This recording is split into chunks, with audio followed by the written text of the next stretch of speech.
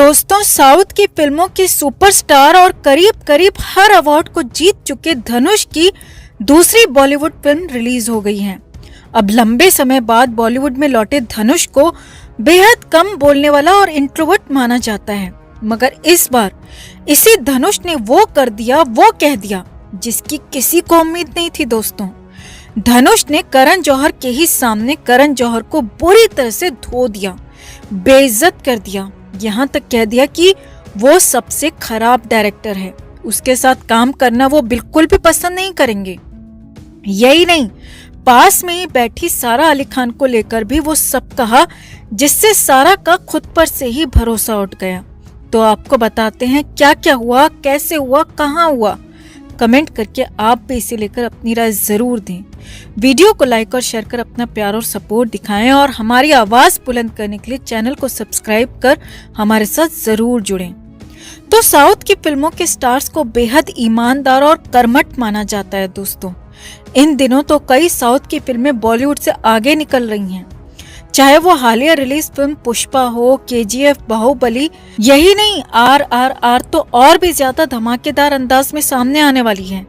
यानी कि कुल मिलाकर साउथ की इंडस्ट्री बॉलीवुड को हर मामले में पीछे छोड़ते हुए दिख रही है।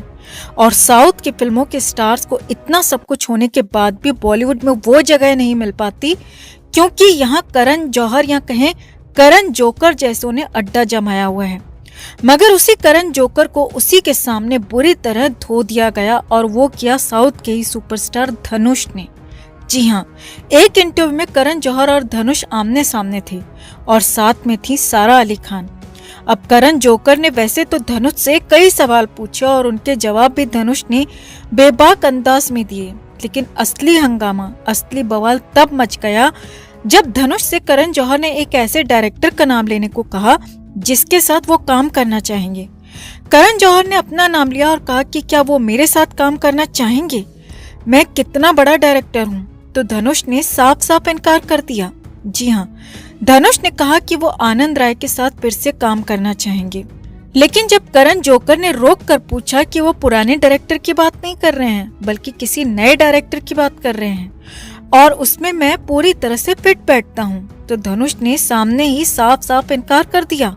जी हाँ, धनुष ने साफ साफ कहा कि वो करण जोकर के साथ काम बिल्कुल भी करना नहीं चाहेंगे, और वो भी उस करण जोकर के ही सामने। धनुष ने राजामौली का नाम लिया और कहा कि राजामौली के साथ वो काम करना चाहेंगे, करण जौहर के साथ बिल्कुल भी नहीं।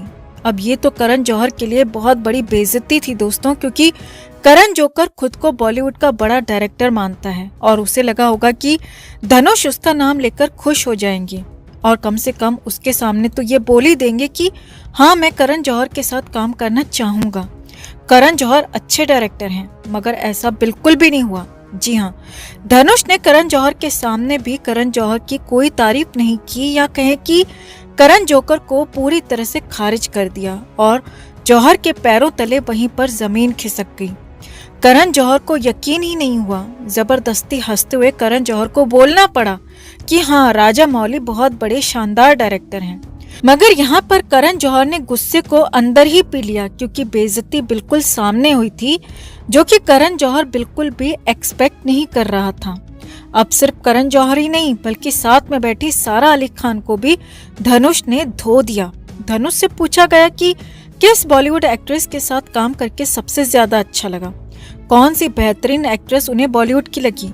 तो यहाँ पर भी उम्मीद वही थी, क्योंकि बॉलीवुड में चलन यही है कि आप जिस फिल्म में हो, जिसके सामने बैठे हो, जिसकी बात कर रहे हो, सामने उसकी तारीफ कर दो, भले ही झूठी करो, लेकिन तारीफ करना यहाँ पर जरूरी समझा जाता है।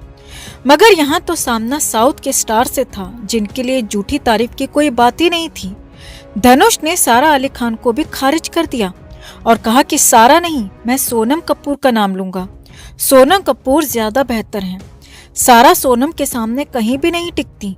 यानी कि धनुष ने एक ही जगह पर बैठकर गैंगबाजों की पूरी तरह से बोलती बंद कर दी, करण जौहर को धो दिया, सारा अली खान की हालत ऐसी कर दी कि सारा को खुद पर यकीन होना मुश्किल हो गया।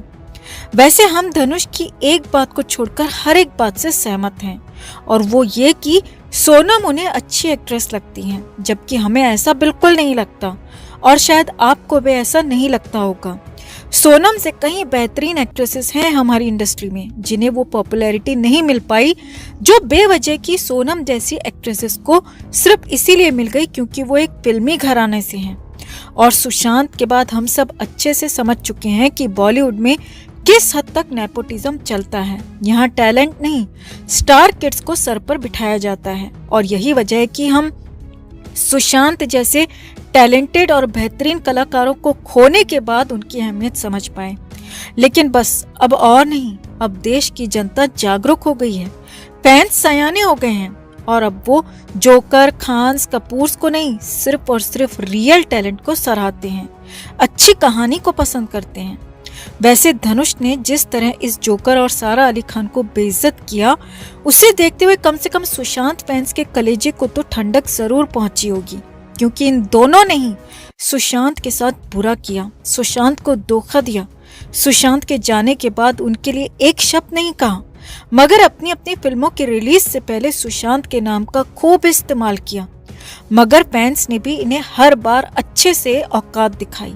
खैर, तो साफ साफ करण जौहर के सामने, सारा अली खान के सामने धनुष ने बॉलीवुड को, बॉलीवुड के गैंगबाजों को बुरी तरह से धो दिया, पटक दिया। तो आपका इस पूरे मामले पर क्या कहना है दोस्तों? धनुष के अंदाज पर क्या कहेंगे और क्या आप भी हमारी बातों से सहमत हैं? कमेंट में आप भी अपनी बात, अपनी राय जरूर रखें और वीडियो को लाइक और शेयर कर अपना प्यार और सपोर्ट भी जरूर दिखाएं। दोस्तों, संसद में जया बच्चन का रौद्र रूप हर किसी ने देखा।